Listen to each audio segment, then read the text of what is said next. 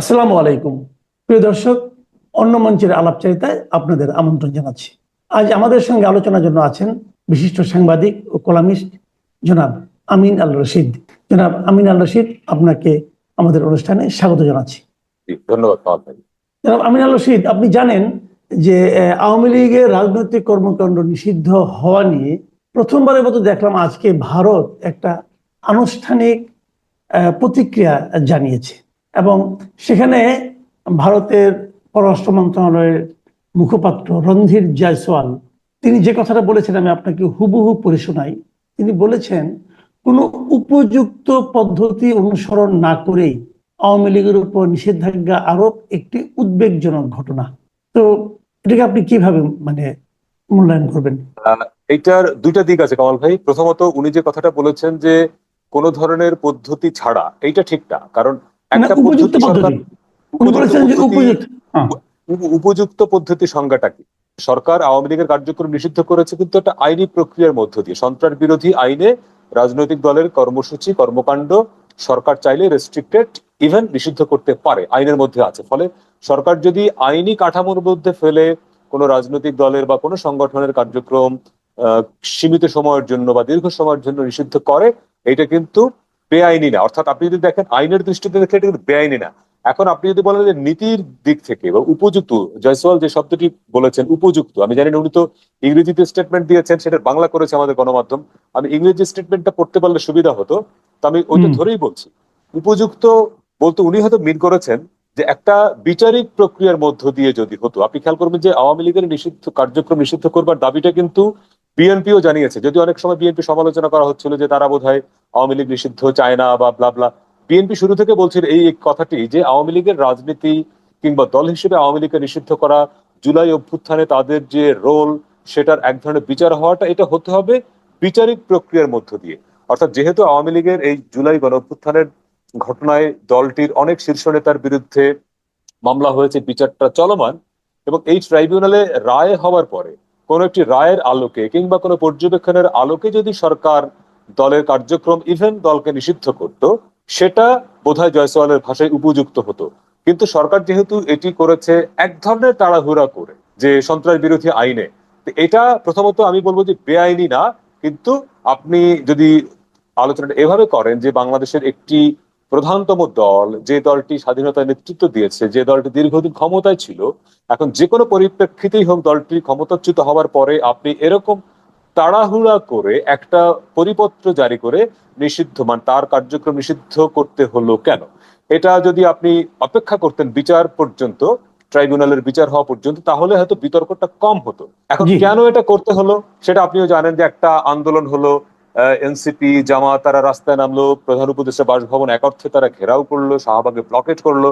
সরকারের উপর এক ধরনের চাপ তারা তৈরি করেছে সরকার মনে, এবং তারা আলটিমেটাম দিয়েছে যদি 1 ঘন্টার মধ্যে এই ব্যাপারে সরকার সিদ্ধান্ত না নেয় তাহলে তারা আবার যাবে।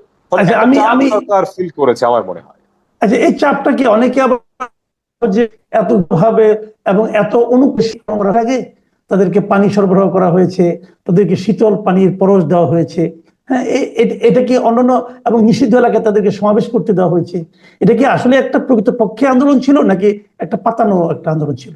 এখন কলবা এইটা খুব এই আলোচনাটা বা এই ডিবেটটা খুব স্বাভাবিক, কারণ আমরা 2013 সালের গণজাগরণ মঞ্চে তো এটা দেখেছি যে একটা যখন যুদ্ধাপরাধের বিচারের একটি রায়ের প্রতিবাদ হিসেবে আন্দোলনটি গড়ে উঠল শাহবাগে, সেখানেও কিন্তু বিরিয়ানি বিতরণ করা হয়েছে, সরকারের সমর্থন ছিল। পার্লামেন্টে দাঁড়িয়ে তৎকালীন প্রধানমন্ত্রী বলেছিলেন, আমি ওদিন সংসদেই আমি কভার করছিলাম নিউজ, তিনি কিন্তু দাঁড়িয়ে বলেছিলেন মন চায় ছুটে যাই ওখানে।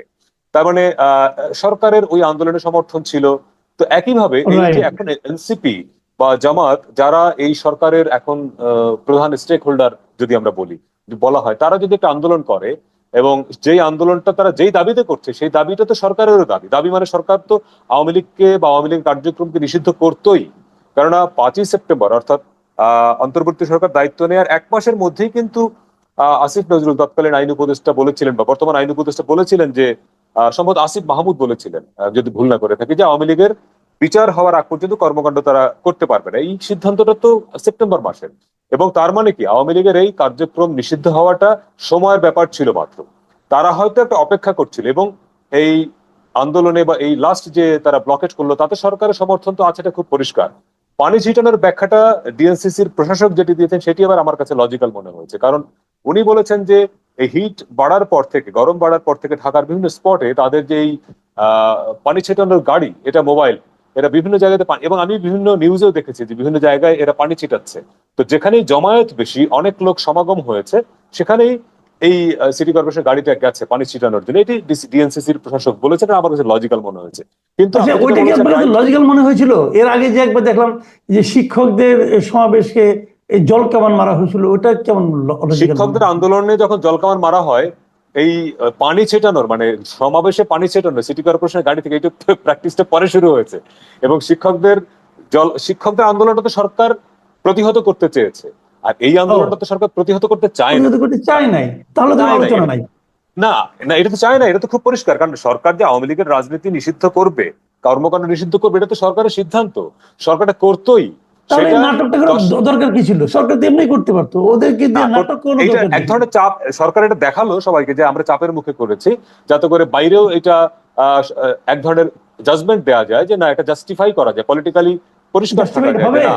এটা কি আর কেউ বুঝবে না? না, জাস্টিফাই তো পুরোপুরি হয় নাই, কারণ এটা তো মানুষ তো, এই যে আপনি প্রশ্ন করছেন, সোশ্যাল মিডিয়া অনেকে প্রশ্ন করছে, প্রশ্নের ঊর্ধ্বে থাকছে না। এখন কথাটা হচ্ছে যে এই সরকার শুরু থেকেই যেটা বলছে যে ছাত্ররা আমাদের প্রাথমিক নিয়োগকর্তা, এবং ছাত্ররা মানে কারা? যারা জুলাই অভ্যুত্থানে ফ্রন্ট লাইনে ছিলেন, যারা ওই সময় বৈষম্য বিরোধী ছাত্র আন্দোলন, তারপরে জাতীয় নাগরিক কমিটি, তারপরে জাতীয় নাগরিক পার্টি, বলে এরা যে সরকারের পার্ট।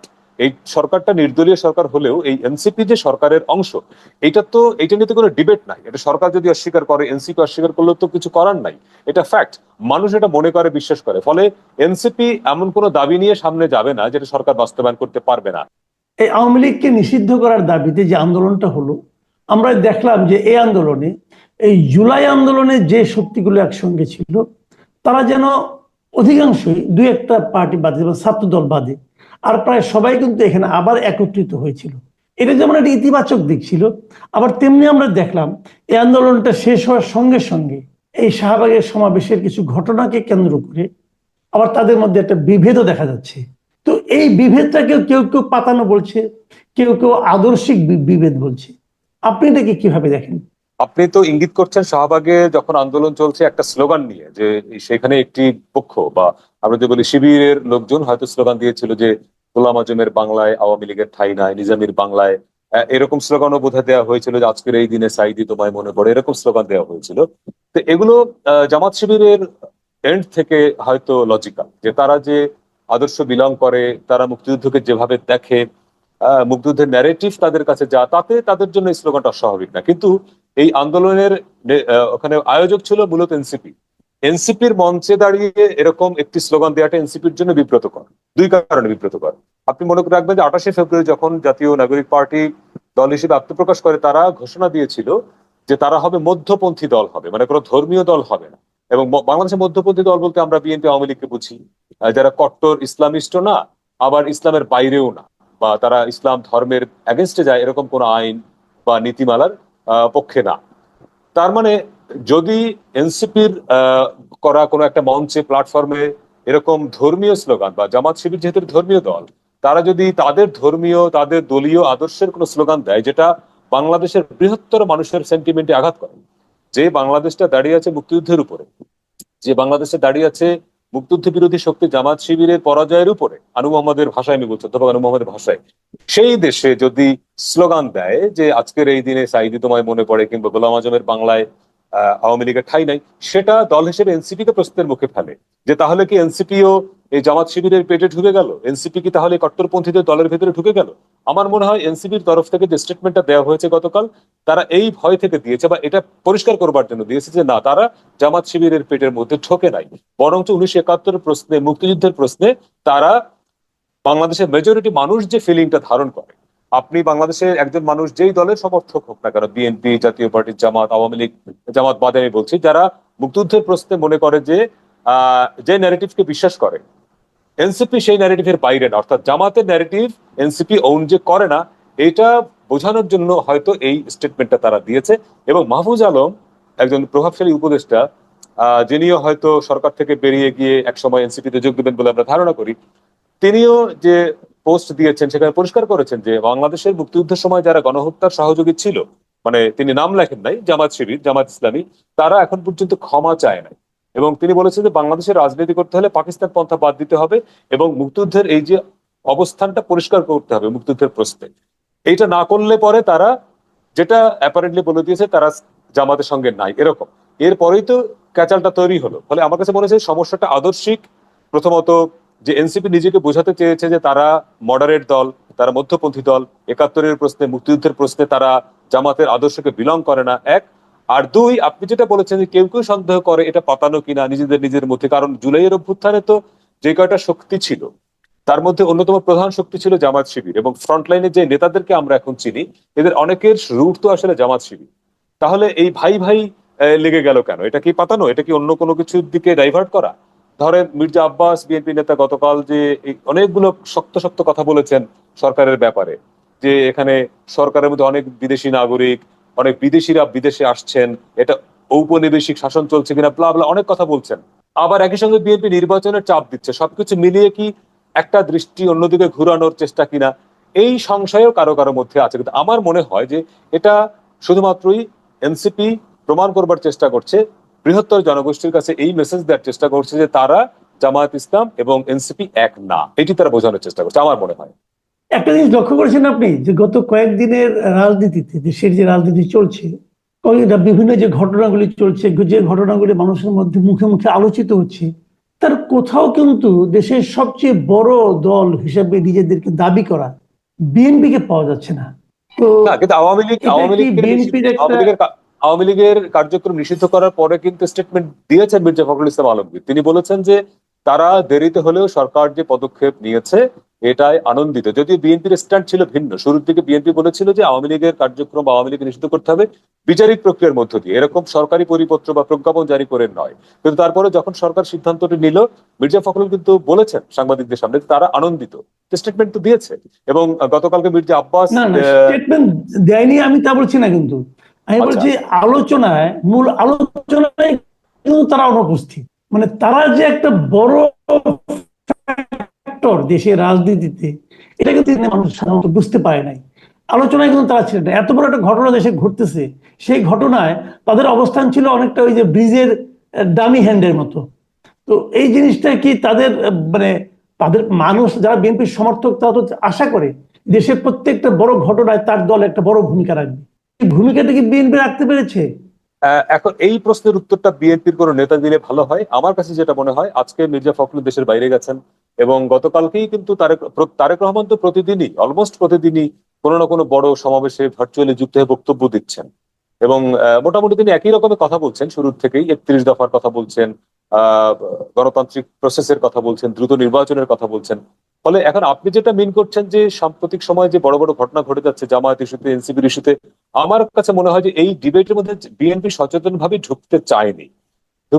তারা হয়তো তাদের মতো পলিটিক্সটা করছে। আমি গতকালকেই বা পরশুদিন বিএনপির একজন নেতা শামসুজ্জামান দুদুর একটা টকশো দেখছিলাম কোন একটা টেলিভিশন চ্যানেলে। সেখানে তাকে প্রশ্ন করা হয়েছিল এই এনসিপির এবং শিবিরের এই বিষয়টি নিয়ে। উনি একটা ভালো উত্তর দিয়েছেন যে ফেসবুকে অনেক কিছুই হয়, বিএনপি তো ফেসবুক পার্টি না, যে ফেসবুকে কি একটা কথা লিখলো সেটা সঙ্গে সঙ্গে বিএনপি সেটা রিয়াকশন কেন দিতে হবে। তো আমার কাছে সেটাই মনে হয় যে অনেক কিছুই ঘটবে, বিএনপি কোন ইস্যুতে ঢুকবে কোন ইস্যুতে ঢুকবে না, কোন বিষয়ে রিয়াকশন দিবে কোনটা রিয়াকশন দিবে না, এই সিদ্ধান্তটা তাদেরই।